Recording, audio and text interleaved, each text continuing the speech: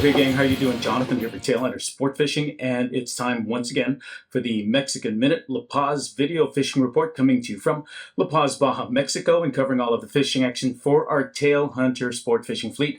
And this is going to cover the dates of the 19th of September to the 26th of September 2025. Wherever you are, I hope you're doing well. Thanks for checking in. Thanks for spending time with us. And if you like what we've been doing for about 30 years down here now, please do us a big favor. Give us a thumbs up, a like, and don't forget to subscribe. Well, let me just tell you, you can go right ahead to the fishing gallery and it'll pretty much tell you everything that's been going on. I will cut it real short because there's a lot going on, like I said, but I think this past week was maybe one of the best fishing weeks we've had of the entire season. And I know a couple of those days might have been the best tuna days I've seen in maybe over a decade. We pounded the tuna. You know, we had a nice tuna bite going about 2 weeks ago, then it sort of tapered off a little bit. The fish were right in Bahia de los Muertos, and they were also around Cerralvo Island. I mean, I'm talking about fish in 20, 30 feet of water, 100, 200 yards out, and some nice quality fish. There were some little footballs, sure enough, and you'll see those footballs in the photos, but some other quality fish. I mean, we're talking to fish that are maybe 20 to 30 pounds. Some fish around the island up to 100 pounds, although I only saw one of those caught. But the tuna bite has been fantastic. We had one day where I'll tell you what, we packed in our fish packing room over 300 pounds of fillets. So that means that we're probably well over 1,000 pounds of tuna caught that day by our boats. We were in there for 3-4 hours. At the end of the day, my crew and I was covered with blood. I had blood on my hat. I had all kinds of crusted blood on my hands. It was on my shoes, it was on my clothes. All of us. There was blood on the floor. It was just a massive packing of tuna that day. And I just can't say enough. It was just fun fishing. The fish weren't so big on the most part that they were going to hurt you, but they were big enough that everyone had a good time. Mixed in with that, also had Dorado as well. So like I said, you can go straight to the fishing gallery this week, and it's going to tell you pretty much everything that was going on. As for other species, like I said, a couple Dorado here and there. For our La Paz fleet, pretty much, I'm going to say 99% Dorado. A lot of little tikey fish. I mean, we call those one taco. Can you see that there? One taco fish. Not even enough meat barely to fish a taco. A lot of those were released. There are so many out there right now. There are schools of little Dorado. So like I say, they are getting released. And the way Dorado grow, these fish are going to be about 10 pounders in about a month and a half, and even bigger in 2 or 3 months. They might get up to 20 pounds by then. They grow so fast. I mean, the lifespan of one of these Dorado, they eat, they multiply, and, they're 30 pounders in about 7 or 8 months. So a lot of these are getting thrown back. The ones we are keeping, I'm going to say maybe 5 to about 15 pounds. Some of the bigger ones in the 20-pound class. A couple of marlin out there. We did hook one blue marlin that was on for a little while. We hooked one sailfish that also came off, one striper that came off. There's also some small roosterfish still around if you'd like to get a roosterfish off your bucket list. They're 5, 10 pounds at the very most, but still fun.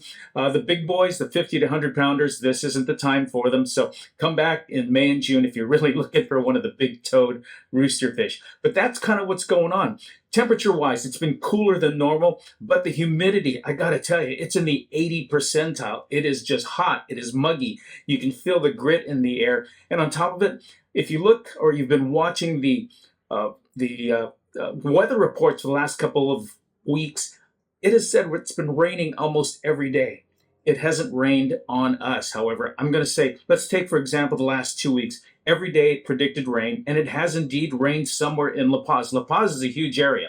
So that means it could rain on the ocean, but not where we are. It could rain at your hotel, but not over by the golf course. You can see the columns of water coming down. Because it says it's gonna rain in La Paz doesn't necessarily mean it's gonna rain on you. That being said, we have had a couple of days where it came down, and as I'm talking to you right now, it is drizzling a little bit out there, and yesterday we did have one of those torritos come up, and this is what happened when we sent everybody over to Las Arenas, ready to fish, and there wasn't any rain predicted, but when they got to the beach, this is what happened. Take a look.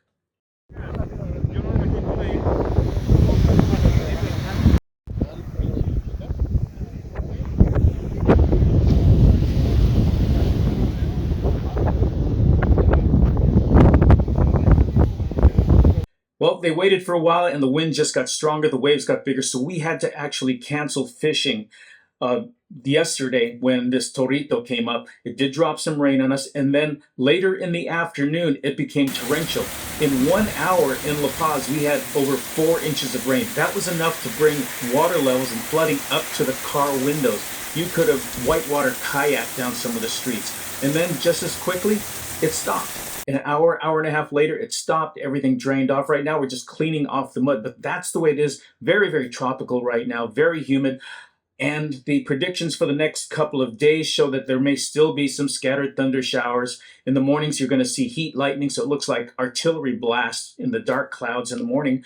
But that's just the way it is in the tropics. One thing I need to warn you about if you're coming down in the next couple of weeks, because of all the rain, there are puddles. There's still standing water. They used to spray malathion around to kill all of the bugs that grow out of these puddles, but there is always, every time after we have a big rain, there's also always a massive hatching of mosquitoes, flies, gnats, all kinds of critters, moths coming out. So bring, word to the wise, bring a little spray bottle of repellent or something. Nothing toxic. I use the natural oil sprays and it's good enough. But, like I've said before, nothing like one mosquito at night to bug you and ruin your evening.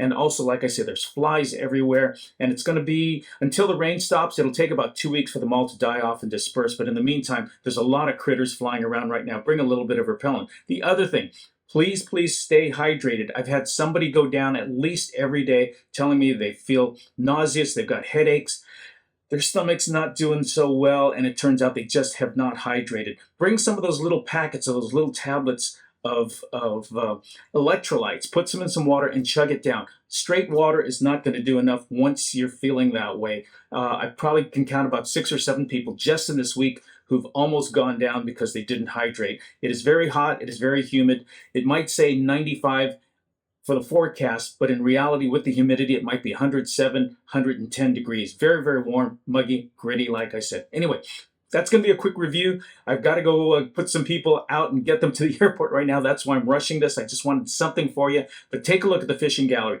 There's some spectacular photos this week. So I'm Jonathan for the Mexican Minute. Thanks for checking in. You take care of each other. God bless. We'll catch you next week.